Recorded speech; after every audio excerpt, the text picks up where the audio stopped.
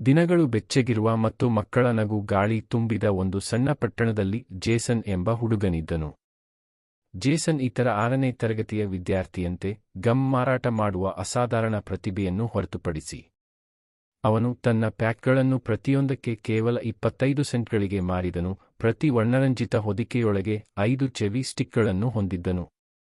ಅವರು ಆಕರ್ಷಕ ಸ್ಮೈಲ್ ಮತ್ತು ಸಾಂಕ್ರಾಮಿಕ ಉತ್ಸಾಹವನ್ನು ಹೊಂದಿದ್ದರು. ಅದು ಅವನಿಂದ ಖರೀದಿಸಲು ತನ್ನ ಸಹಪಾಠಿಗಳನ್ನು ಮನವೊಲಿಸಲು ಸುಲಭವಾಯಿತು.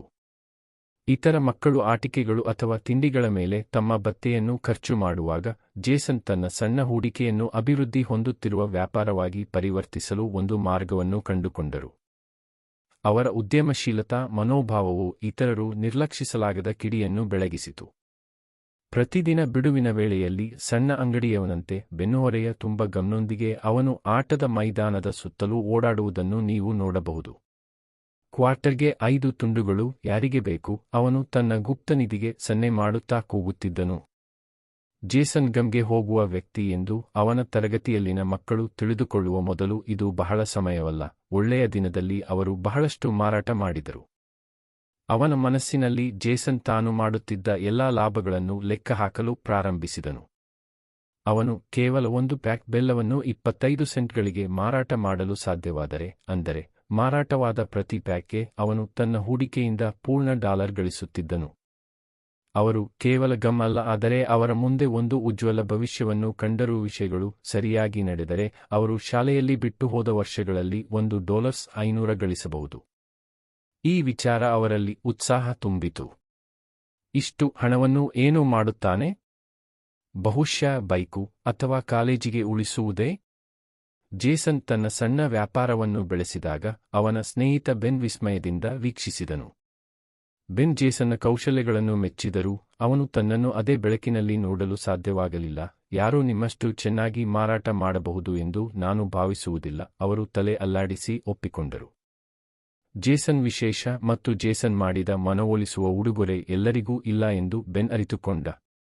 ಒಂದು ದಿನ ಅವರು ನಿಷ್ಠೆಯಿಂದ ಅನುಸರಿಸಿದರೆ ಯಾರನ್ನಾದರೂ ಶ್ರೀಮಂತರನ್ನಾಗಿ ಮಾಡುವ ಮ್ಯಾಜಿಕ್ ಸೂತ್ರವನ್ನು ಪ್ರಚಾರ ಮಾಡಿದ ಪುಸ್ತಕದಲ್ಲಿ ಅವರು ಎಡವಿದರು.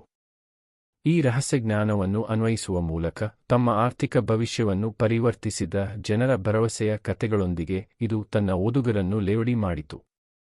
ಬೆನ್ ಈ ಕಲ್ಪನೆಯಲ್ಲಿ ತನ್ನ ಕಣ್ಣುಗಳನ್ನು ಹೊರಳಿಸಿದಾಗ ಜೇಸನ್ ಸೆಳೆಯಲ್ಪಟ್ಟನು. ಅವನು ಮ್ಯಾಜಿಕ್ ಅನ್ನು ನಂಬಲಿಲ್ಲ, ಆದರೆ ಅವನು ತನ್ನನ್ನು ನಂಬಿದನು. ಬಹುಶಃ ಮ್ಯಾಜಿಕ್ ಸೂತ್ರವು ಅವನಿಗೆ ದಾರಿಯುದ್ದಕ್ಕೂ ಸಹಾಯ ಮಾಡಬಹುದು. ಅವರು ಹೂಡಿಕೆಯ ಚರ್ಚೆಯನ್ನು ಆಳವಾಗಿ ಪರಿಶೀಲಿಸಿದಾಗ ಸಿಲ್ಲಿ ಆಟಿಕೆಗಳನ್ನು ಮಾರಾಟ ಮಾಡುವ ಈ ಕಂಪನಿಯ ಬಗ್ಗೆ ಅವರು ಕೇಳಿದರು. ಹೋಪ್ ಮೆತ್ತೆಗಳು, ತುರಿಕೆ ಪುಡಿ ಮತ್ತು ಅನುಕರಣೆ ನಾಯಿ ವಾಂತಿ. ಅದರ ಹಿಂದೆ ಉದ್ಯಮಿಗಳು ಅಭಿವೃದ್ಧಿ ಹೊಂದುತ್ತಿದ್ದರು. ಅವರು ಜೇಸನ್ ಶಾಲೆಯಲ್ಲಿದ್ದಂತೆಯೇ ಹಣವನ್ನು ಗಳಿಸುವ ಬಗ್ಗೆ ಮಾತನಾಡಿದರು, ಆದರೆ ಅವರು ಅದನ್ನು ದೊಡ್ಡ ಪ್ರಮಾಣದಲ್ಲಿ ಮಾಡುತ್ತಿದ್ದರು.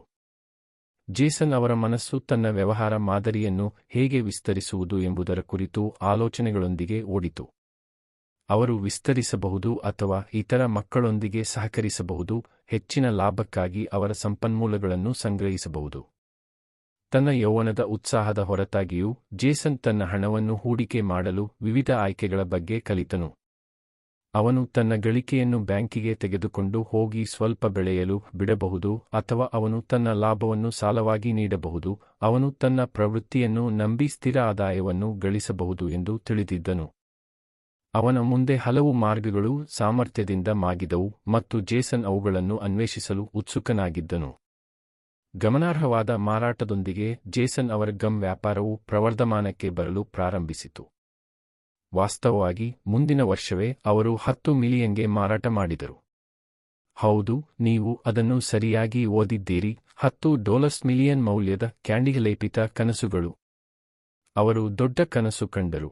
ಅವನ ಯಶಸ್ಸು ಸ್ಫೋಟಿಸಿತು ಮತ್ತು ಅವನ ಗಮ್ ಸಾಮ್ರಾಜ್ಯದ ಮೌಲ್ಯಮಾಪನಗಳ ಬಗ್ಗೆ ಯೋಚಿಸುವಂತೆ ಮಾಡಿತು.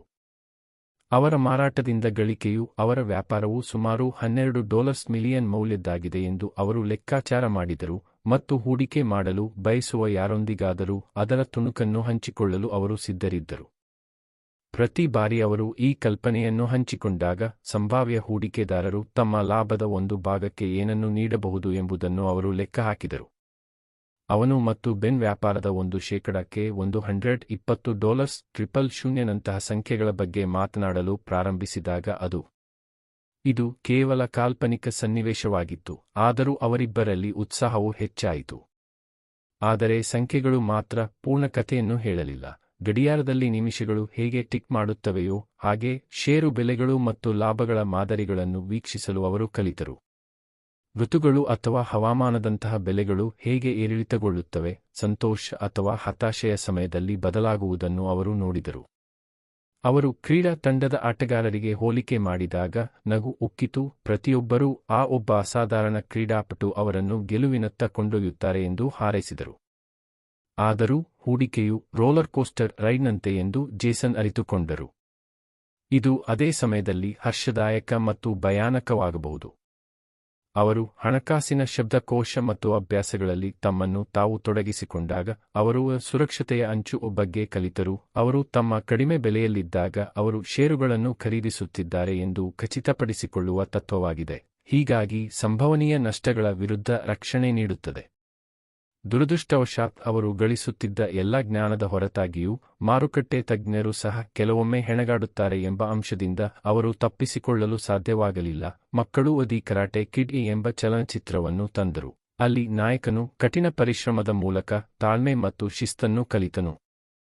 ಸಂಪರ್ಕವು ಸ್ಪಷ್ಟವಾಗಿತ್ತು. ಯುವ ಕರಾಟೆ ವಿದ್ಯಾರ್ಥಿಯಂತೆ ಯಶಸ್ಸಿಗೆ ಕೇವಲ ಕೌಶಲ್ಯವಲ್ಲ, ಆದರೆ ಸಮರ್ಪಣೆಯ ಅಗತ್ಯವಿರುತ್ತದೆ ಎಂದು ಜೇಸನ್ ಅರ್ಥಮಾಡಿಕೊಂಡಿದ್ದಾನೆ. ವ್ಯವಹಾರದ ಟ್ರಿಕಿ ನೀರಿನಲ್ಲಿ ನ್ಯಾವಿಗೇಟ್ ಮಾಡುವುದು ಹೇಗೆಂದು ಕಲಿಯುವುದರಿಂದ ಬರುತ್ತದೆ. ಜೇಸನ್ನ ಲಾಭವು ಪ್ರವರ್ಧಮಾನಕ್ಕೆ ಬರುತ್ತಲೇ ಇತ್ತು ಮತ್ತು ಸಣ್ಣ ಪ್ರಮಾಣದ ಯುವ ವ್ಯವಹಾರದಿಂದ ಹೆಚ್ಚು ಮಹತ್ವದ ಉದ್ಯಮಕ್ಕೆ ಚಲಿಸುವ ಮಾದರಿಗಳು ಅವನನ್ನು ತೊಡಗಿಸಿಕೊಂಡಿವೆ ಮತ್ತು ಗಮನಹರಿಸಿದವು. ಚರ್ಚೆಗಳು ಮತ್ತು ಪಾಠಗಳ ಮಧ್ಯೆ ಅವರು ತಮ್ಮ ಲಾಭದಿಂದ ಗಮ್ ಪ್ಯಾಕ್ಗಳನ್ನು ಖರೀದಿಸುವುದನ್ನು ಮುಂದುವರಿಸಬಹುದು ಎಂದು ಅವರು ಗುರುತಿಸಿದರು. ಅಷ್ಟಕ್ಕೂ ಬೆಲ್ಲದ ವ್ಯಾಪಾರವೇ ಅವರಿಗೆ ಗೊತ್ತಿತ್ತು. ಸಮಯ ಕಳೆದಂತೆ ಹುಡುಗರ ಸಂಭಾಷಣೆಗಳು ವಿಕಸನಗೊಂಡವು. ಅವರು ತಮ್ಮ ಶಾಲೆಯ ಟರ್ಫ್ನ ಆಚೆಗಿನ ಹೂಡಿಕೆಗಳನ್ನು ಚರ್ಚಿಸಲು ಪ್ರಾರಂಭಿಸಿದರು ಮತ್ತು ನಿಜವಾದ ಉದ್ಯಮಿ ಎಂದು ಅರ್ಥೈಸಲು ತೊಡಗಿದರು. ಅವರು ಆಸಕ್ತಿಯಿಂದ ಹಣಕಾಸು ಪುಸ್ತಕಗಳ ಪುಟಗಳನ್ನು ತಿರುಗಿಸುತ್ತಾರೆ ಮತ್ತು ಚರ್ಚೆಯ ತಂತ್ರಗಳನ್ನು ಮಾಡುತ್ತಾರೆ, ಅದನ್ನು ದೊಡ್ಡದಾಗಿಸಿದ ಮತ್ತು ಮರೆಯಾದ ಕಂಪನಿಗಳ ಉದಾಹರಣೆಗಳನ್ನು ಸುರಿಯುತ್ತಾರೆ. ಕಂಪನಿಗಳು ಭವಿಷ್ಯದ ಗಳಿಕೆಯ ಭರವಸೆಯನ್ನು ಸಾಕಾರಗೊಳಿಸುತ್ತವೆ ಎಂದು ಜೇಸನ್ಗೆ ಅರ್ಥವಾಯಿತು. ಬಹುತೇಕ ಬೀಜವನ್ನು ನೆಟ್ಟಂತೆ ಮತ್ತು ಅದು ಸಮಯ ಮತ್ತು ಸ್ಪರ್ಧೆಯ ಗಾಳಿಯನ್ನು ತಡೆದುಕೊಳ್ಳಲು ಸಾಧ್ಯವಾದರೆ ಅದು ಅದ್ಭುತವಾಗಿ ಬೆಳೆಯಲು ಅನುವು ಮಾಡಿಕೊಡುತ್ತದೆ. ಕೆಲವು ಸಂಸ್ಥೆಗಳ ಕಥೆಗಳನ್ನು ಅವರು ನೆನಪಿಸಿಕೊಂಡರು. ಅವರ ಆರಂಭಿಕ ಯಶಸ್ಸಿನ ಹೊರತಾಗಿಯೂ ಮುಂದುವರಿಯಲು ಮಾರ್ಗಗಳನ್ನು ಕಂಡುಹಿಡಿಯಲಾಗಲಿಲ್ಲ ಮತ್ತು ಅಂತಿಮವಾಗಿ ಭೂದೃಶ್ಯದಿಂದ ಕಣ್ಮರೆಯಾಯಿತು. ಆದರೂ ಜೇಸನ್ ತನ್ನನ್ನು ನಂಬಿದನು ಮತ್ತು ಭರವಸೆ ಮತ್ತು ಮಹತ್ವಾಕಾಂಕ್ಷೆಯ ಕಿಡಿಯನ್ನು ಉಳಿಸಿಕೊಂಡನು. ಉತ್ಸಾಹವು ಎಂದಿಗೂ ಕಡಿಮೆಯಾಗಲಿಲ್ಲ. ಇದು ಅಂತ್ಯವಿಲ್ಲದ ಬೇಸಿಗೆಯ ದಿನಗಳಂತೆ ಪ್ರವರ್ಧಮಾನಕ್ಕೆ ಬಂದಿತು. ಅವರು ವಿಶೇಷ ಎಂದು ತಿಳಿದಿದ್ದರು, ಕೇವಲ ಬೆಲ್ಲವನ್ನು ಮಾರಾಟ ಮಾಡಲು ಅಲ್ಲ, ಆದರೆ ಸಂಖ್ಯೆಗಳನ್ನು ಅರ್ಥಮಾಡಿಕೊಳ್ಳಲು ಮತ್ತು ಹೊರಗಿನ ಪ್ರಪಂಚದ ಬಗ್ಗೆ ಕನಸು ಕಾಣಲು. ಅವರು ಬಂಡವಾಳದ ಗಮನಾರ್ಹ ಪರಿಕಲ್ಪನೆಯನ್ನು ಸಹ ಕಂಡುಹಿಡಿದರು. ಬುದ್ಧಿವಂತಿಕೆಯಿಂದ ನಿರ್ವಹಿಸಿದರೆ ಅದು ಹೇಗೆ ಬೆಳೆಯುತ್ತದೆ ಮತ್ತು ಅದು ಅವನ ವಿರುದ್ಧವಾಗಿ ಕೆಲಸ ಮಾಡಬಲ್ಲದು. ಡಿವಿಡೆಂಡ್ ಪಾವತಿಗಳ ಮೂಲಕ ಕೆಲವು ವ್ಯವಹಾರಗಳು ಹೇಗೆ ಹಣವನ್ನು ಗಳಿಸಿದವು ಎಂಬುದನ್ನು ಅವರು ತಿಳಿದಾಗ ಅದು ಸಂಪೂರ್ಣ ಹೊಸ ಪ್ರಪಂಚವನ್ನು ತೆರೆಯಿತು. ಹಾಗೆ ವ್ಯವಹಾರಗಳ ಮಾಲೀಕರಾದರೆ ಹೇಗಿರಬಹುದೆಂದು ಊಹಿಸಿದರು. ಜ್ಞಾನ ಮತ್ತು ಅಭ್ಯಾಸವನ್ನು ಒಟ್ಟುಗೂಡಿಸುವ ಮೂಲಕ ಜೇಸನ್ ಸಂಯುಕ್ತದ ಶಕ್ತಿಯನ್ನು ಹೇಗೆ ಬಳಸಿಕೊಳ್ಳಬೇಕೆಂದು ಹುಡುಕಿದರು. ಅವರು ಆಯಕಟ್ಟಿನ ಹೂಡಿಕೆ ಮಾಡಿದರೆ ಸ್ವಲ್ಪ ಮೊತ್ತವು ಕಾಲಾನಂತರದಲ್ಲಿ ಅಪಾರ ಅದೃಷ್ಟವಾಗಿ ಬೆಳೆಯಬಹುದು. ಅವನು ತನ್ನ ಗಳಿಕೆಯನ್ನು ನಕ್ಷತ್ರ ಕಣ್ಣುಗಳಿಂದ ನೋಡುತ್ತಿದ್ದಾಗ ಅವನ ಬಾಲ್ಯದ ಕ್ಯಾಂಡಿ ವ್ಯಾಪಾರ ಮತ್ತು ಷೇರುಗಳ ವಿಶಾಲ ಪ್ರಪಂಚದ ನಡುವಿನ ಸಾದೃಶ್ಯವನ್ನು ಸೆಳೆಯಲು ಅವನಿಗೆ ಸಹಾಯ ಮಾಡಲಾಗಲಿಲ್ಲ. ಅನೂಹ್ಯ ನಡೆಗಳಿಂದ ಷೇರುಪೇಟೆ ಹೇಗೆ ಕುಣಿಯುತ್ತದೆ ಎನ್ನುವುದಕ್ಕೆ ಕನ್ನಡಿ ಹಿಡಿಯುವ ಅಂಟುಹಿಟ್ ಆಗಿದ್ದ ದಿನಗಳು ಇದ್ದವು. ಸವಾಲಿನ ಕ್ಷಣಗಳಲ್ಲಿ ಅವರು ಹಿಂದಿನ ತಪ್ಪುಗಳಿಂದ ಕಲಿತರು ಮತ್ತು ಲಾಭಗಳು ಹೆಚ್ಚಾದಾಗ ಥ್ರಿಲ್ ಸ್ಪಷ್ಟವಾದ ಬೇಸಿಗೆಯ ರಾತ್ರಿಯಲ್ಲಿ ಪಟಾಕಿಯಂತೆ ಇತ್ತು. ಪ್ರತಿ ಸಾಹಸದೊಂದಿಗೆ ಹುಡುಗರು ಶಿಸ್ತು, ತಾಳ್ಮೆ ಮತ್ತು ಸ್ಥಿತಿಸ್ಥಾಪಕತ್ವದ ಪಾಠಗಳನ್ನು ಹೀರಿಕೊಳ್ಳುತ್ತಾರೆ. ಅವರು ಸ್ಟಾಕ್ಗಳ ಬಗ್ಗೆ ಮತ್ತು ಕಂಪನಿಯಲ್ಲಿ ಪಾಲುದಾರರಾಗುವುದರ ಅರ್ಥವನ್ನು ಕುರಿತು ಮಾತನಾಡಿದರು. ಸರಿಯಾಗಿ ನಿರ್ವಹಿಸಿದರೆ ಪ್ರಯೋಜನಗಳನ್ನು ನೀಡಬಹುದಾದ ಸಂಪೂರ್ಣ ಭಾಗ. ಮಾರುಕಟ್ಟೆಯಲ್ಲಿನ ಪ್ರತಿ ತಿರುವು ತಮ್ಮ ಪ್ರದೇಶವನ್ನು ಪಡೆಯಲು ಪ್ರಯತ್ನಿಸುತ್ತಿರುವ ಪ್ರತಿಸ್ಪರ್ಧಿಯನ್ನು ಹೇಗೆ ಬಹಿರಂಗಪಡಿಸಬಹುದು ಎಂಬುದನ್ನು ಅವರು ಸ್ಪರ್ಧೆಯ ಮೂಲತತ್ವದ ಬಗ್ಗೆ ಯೋಚಿಸಿದರು. ಜೇಸನ್ ಮುಂದೆ ದೀರ್ಘವಾದ ರಸ್ತೆಯನ್ನು ಕಲ್ಪಿಸಿದನು, ಯಾವ ಕಂಪನಿಗಳು ಪ್ರವರ್ಧಮಾನಕ್ಕೆ ಬರುತ್ತಿವೆ ಮತ್ತು ಸಂಭಾವ್ಯತೆಯನ್ನು ಸಂಗ್ರಹಿಸುತ್ತವೆ. ಸವಾಲಿನಲ್ಲಿ ರೋಚಕತೆ ಇತ್ತು. ಆಟಗಾರರ ನಡುವೆ ರೋಮಾಂಚನಕಾರಿ ಚೆಸ್ ಆಟ ಇದರಲ್ಲಿ ಪಾಲು ಹೆಚ್ಚಿತ್ತು. ಕೆಲವು ವ್ಯವಹಾರಗಳು ಅನನ್ಯತೆ, ವಿಶೇಷ ಸರಕುಗಳ ಮೇಲೆ ಅಭಿವೃದ್ಧಿ ಹೊಂದುವುದನ್ನು ಅವರು ಗಮನಿಸಿದರು. ಅದು ಯಾವುದಾದರೂ ಚೂಯಿಂಗ್ ಗಮ್ ಪ್ಯಾಕ್ನ ಪ್ಯಾಕ್ನಿಂದ ಪ್ರತ್ಯೇಕವಾಗಿ ನಿಲ್ಲುತ್ತದೆ. ಬೆಳವಣಿಗೆಯ ಸಾಮರ್ಥ್ಯವನ್ನು ಹೊಂದಿರುವ ಉತ್ತಮ ಕಂಪನಿಗಳನ್ನು ಗುರುತಿಸುವ ಶಕ್ತಿಯನ್ನು ಅವರು ಪ್ರಶಂಸಿಸಿದರು. ಕೆಲವು ದೈತ್ಯ ಸಂಸ್ಥೆಗಳಾಗಿದ್ದರೆ, ಇತರರು ಸಣ್ಣ ಭೂದೃಶ್ಯಗಳ ಮೇಲೆ ಹೊರಹೊಮ್ಮುತ್ತಿದ್ದರೂ ಪ್ರತಿಯೊಂದು ಭರವಸೆಯೊಂದಿಗೆ ಅದರ ಅಪಾಯವನ್ನು ತರುತ್ತದೆ. ಗೆಲ್ಲುವ ಷೇರುಗಳನ್ನು ಹುಡುಕುವ ಮಾಂತ್ರಿಕ ಸೂತ್ರವು ಅವನ ಮನಸ್ಸಿನಲ್ಲಿ ಅರಳಿತು. ಅದು ವಿಶೇಷ ಅನುಕೂಲಗಳು ಮತ್ತು ಡೀಲ್ ಅವಕಾಶಗಳನ್ನು ಗುರುತಿಸುವ ಕಡೆಗೆ ಅವನನ್ನು ಕರೆದೊಯ್ಯುತ್ತದೆ. ಹೀಗಾಗಿ ಏನನ್ನು ಹುಡುಕಬೇಕು ಎಂದು ತಿಳಿದುಕೊಳ್ಳುವ ಮೂಲಕ ಜೇಸನ್ ವ್ಯಾಪಾರದ ಸ್ಪರ್ಧಾತ್ಮಕ ಜಗತ್ತಿನಲ್ಲಿ ಹೇಗೆ ಬದುಕಬೇಕು ಎಂದು ಕಲಿತರು. ನಿಧಿ ನಕ್ಷೆಯ ರಹಸ್ಯಗಳನ್ನು ಒಟ್ಟಿಗೆ ಜೋಡಿಸಿದಂತೆ ಜೇಸನ್ ಹೊಳೆಯುವ ಸಾಮರ್ಥ್ಯದ ಕಡೆಗೆ ಮಾರ್ಗದರ್ಶನ ನೀಡುವ ಸುಳಿವುಗಳನ್ನು ಕಂಡುಕೊಂಡರು. ಋತುಗಳು ಬದಲಾದಂತೆ ಜೇಸನ್ ಗಮ್ ಸಾಮ್ರಾಜ್ಯವು ಏರಿಕೆಯಾಗುತ್ತಲೇ ಇತ್ತು ಮತ್ತು ಅವನ ಆಲೋಚನೆಗಳು ದೀರ್ಘಾವಧಿಯ ದೃಷ್ಟಿಕೋನದ ಕಡೆಗೆ ಹೆಚ್ಚು ತಿರುಗಿತು. ಅವರ ಮನಸ್ಸಿನಲ್ಲಿರುವ ಆ ಮಾಂತ್ರಿಕ ಸೂತ್ರಗಳು ಕೇವಲ ಕಲ್ಪನೆಗಳಾಗಿರಲಿಲ್ಲ, ಅವರು ದೊಡ್ಡ ವಿಜಯಗಳತ್ತ ಮುನ್ನಡೆಸುವ ಮಾರ್ಗದರ್ಶಿ ದಿಕ್ಸೂಚಿಯಾದರು. ಅವರ ಪ್ರಯಾಣದ ವರ್ಷಗಳಲ್ಲಿ ಸ್ನೇಹ ಮತ್ತು ತಂಡದ ಕೆಲಸವು ಯಶಸ್ಸನ್ನು ವರ್ಧಿಸುತ್ತದೆ ಎಂದು ಅವರು ಅರಿತುಕೊಂಡರು. ತನ್ನ ಸಹಪಾಠಿಗಳೊಂದಿಗೆ ಸಹಕರಿಸುವುದು ಮತ್ತು ಅವರ ಸಂಪನ್ಮೂಲಗಳನ್ನು ಒಟ್ಟುಗೂಡಿಸುವುದು ಅವರನ್ನು ಬಲಗೊಳಿಸಿತು. ಅವರು ಒಟ್ಟಿಗೆ ಸವಾಲುಗಳನ್ನು ನ್ಯಾವಿಗೇಟ್ ಮಾಡಲು ಕಲಿತರು, ಅವುಗಳಲ್ಲಿ ಯಾವುದಾದರೂ ಊಹಿಸಿರುವುದಕ್ಕಿಂತ ಹೆಚ್ಚಿನ ಪ್ರತಿಫಲಗಳಿಗೆ ಕಾರಣವಾಯಿತು. ಕಥೆಗಳು, ಪಾಠಗಳು ಮತ್ತು ಆರ್ಥಿಕ ಸಲಹೆಗಳನ್ನು ಹಂಚಿಕೊಳ್ಳುವ ಮೂಲಕ ಅವಕಾಶಗಳನ್ನು ಗುರುತಿಸುವುದು ಮತ್ತು ಅವರ ಕಲ್ಪನೆಗಳನ್ನು ಮೇಲೇರಲು ಅವಕಾಶ ಮಾಡಿಕೊಡುವುದರ ಮೂಲಕ ಅವರ ಆಟದ ಮೈದಾನದ ಕನಸುಗಳು ಭವಿಷ್ಯದ ಸಾಮ್ರಾಜ್ಯಗಳನ್ನು ನಿರ್ಮಿಸುವ ಯೋಜನೆಗಳಾಗಿ ರೂಪುಗೊಂಡವು. ಜೇಸನ್ ತನ್ನ ಗಮ್ ಪ್ಯಾಕ್ಗಳನ್ನು ಮಾರಾಟ ಮಾಡುತ್ತಿದ್ದಾಗ ಸಂತೋಷದ ಸಣ್ಣ ತುಣುಕುಗಳು, ಮಹತ್ವಾಕಾಂಕ್ಷೆ ಮತ್ತು ದೂರದೃಷ್ಟಿಯಲ್ಲಿ ಬೇರೂರಿರುವ ಅಡಿಪಾಯವನ್ನು ರಚಿಸಿದನು. ವ್ಯಾಪಾರವನ್ನು ಬೆಳೆಸುವ, ಹೂಡಿಕೆಗಳನ್ನು ಅರ್ಥಮಾಡಿಕೊಳ್ಳುವ ಮತ್ತು ಪ್ರತಿ ಯಶಸ್ಸನ್ನು ಆಚರಿಸುವ ಸಾಹಸವು ಅವರ ಉತ್ಸಾಹವನ್ನು ಒಂದು ಸಮಯದಲ್ಲಿ ಕಾಲು ಭಾಗದಷ್ಟು ಜೀವಂತವಾಗಿರಿಸಿತು. ಬಾಲ್ಯದ ಮಹತ್ವಾಕಾಂಕ್ಷೆಯ ನಗೆಯಿಂದ ಚಿತ್ರಿಸಿದ ವರ್ಣರಂಜಿತ ಕಥೆಗಳಾಗಿ ಜೀವನವು ಅರಳಿತು. ಒಂದು ಕಾಲ್ಪನಿಕ ಕಥೆಯು ಗಮ್, ನಗು ಮತ್ತು ಸ್ನೇಹದಿಂದ ತುಂಬಿದ ವರ್ಷಗಳಲ್ಲಿ ಹೆಣೆದ ಕನಸುಗಳ ಶ್ರೀಮಂತಿಕೆಯಿಂದ ಕೂಡಿದೆ. ಅವರು ತಮ್ಮ ಮಧ್ಯಮ ಶಾಲಾ ಪ್ರಯಾಣದ ಅಂತ್ಯವನ್ನು ಸಮೀಪಿಸುತ್ತಿದ್ದಂತೆ ಅವರು ಹೈಸ್ಕೂಲ್ ಕಡೆಗೆ ನೋಡಿದರು ಮತ್ತು ಅವರು ಉದ್ಯಮಶೀಲತೆಯ ರೋಮಾಂಚಕ ಜಗತ್ತಿನಲ್ಲಿ ತಮ್ಮ ಮೊದಲ ಹೆಜ್ಜೆಗಳನ್ನು ತೆಗೆದುಕೊಂಡರು ಎಂದು ಅರಿತುಕೊಂಡರು. ಗಮ್ನ ಸಿಹಿ ಸುವಾಸನೆಯ ಜೊತೆಗೆ ಹಂಚಿದ ಭಾವೋದ್ರೇಕಗಳ ಮೂಲಕ ಬೆಸೆದ ಸ್ನೇಹ ಅವರು ಈಗಷ್ಟೇ ಪ್ರಾರಂಭಿಸುತ್ತಿದ್ದಾರೆ ಎಂದು ಅವರು ಅರ್ಥಮಾಡಿಕೊಂಡರು.